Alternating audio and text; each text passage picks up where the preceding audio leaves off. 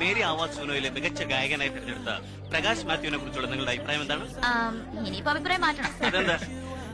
അതായത് അവനൊരു ഗായകനാണെന്ന് ഞങ്ങൾ അറിയുന്നത് തന്നെ ആദ്യം ടിവിയിൽ കാണുമ്പോഴാണ്.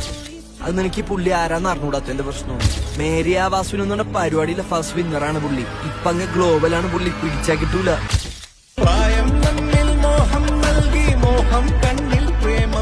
ഇപ്പം നമുക്ക് നോക്കുകയാണെന്നുണ്ടെങ്കിൽ നിറം എന്ന് പറഞ്ഞ സിനിമ എടുക്കുകയാണെങ്കിൽ ഇപ്പോഴും ചർച്ച ആയിക്കൊണ്ടിരിക്കുകയാണ്. ഇപ്പൊ ഈ ലേറ്റസ്റ്റ് ആയിട്ട് ട്രോളുകൾ കുതിരി ഇറങ്ങി ഇവർക്കൊക്കെ ഇതൊക്കെ കാണുന്നുണ്ടോ?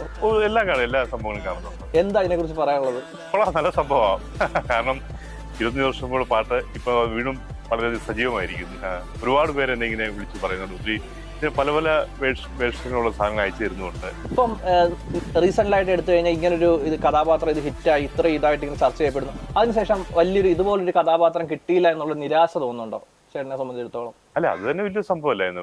നിറമെന്ന സിനിമയ്ക്കകത്ത് അത് പിന്നെ ഓരോരുത്തരുടെ ഭാവനയിൽ ഇങ്ങനെ വന്നോണ്ടിരിക്കില്ല. ഇപ്പൊ ഓരോരുത്തരുടെ ഭാവനയായി പല പലത് ചെയ്തോണ്ടിരിക്കും അവര്. അല്ല, നമ്മൾ സിനിമയെ സംബന്ധിച്ചിടത്തോളം ഈ പറയുന്ന പോലെ ഇങ്ങനെയുള്ള കഥാപാത്രങ്ങൾ അല്ലെങ്കിൽ ഇത്രയും നന്നായിട്ട് ചെയ്തു വെച്ചിരിക്കുന്നു, ഇന്നും ഇതൊക്കെ ഓർക്കുന്നു. അപ്പൊ ഒരു വിഷമം തോന്നുന്നുണ്ട് എനിക്ക് ഇതുപോലെ? ഇല്ല, അതെന്നാ വിഷമിക്കുന്നത്? അത് സന്തോഷമല്ലേ ഉള്ളൂ. ഇപ്പം ജനങ്ങൾ ആ പാട്ടിനെ പറ്റി ഇപ്പോൾ ഓർക്കുന്നു പറഞ്ഞാൽ ഭയങ്കര സന്തോഷമുള്ള കാര്യം.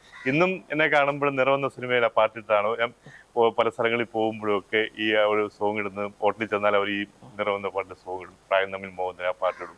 അതുപോലെ ഇപ്പോഴും ജനങ്ങൾ ഒരു യുവതലമുറയാണ് ഇപ്പോഴും ഓർത്തിരിക്കുന്നതാണ്. ഇപ്പം എത്ര വർഷമായി? 20-25 വർഷമായി പടം ഇറങ്ങിയിട്ട്. 25 വർഷത്തോളം കഴിഞ്ഞു.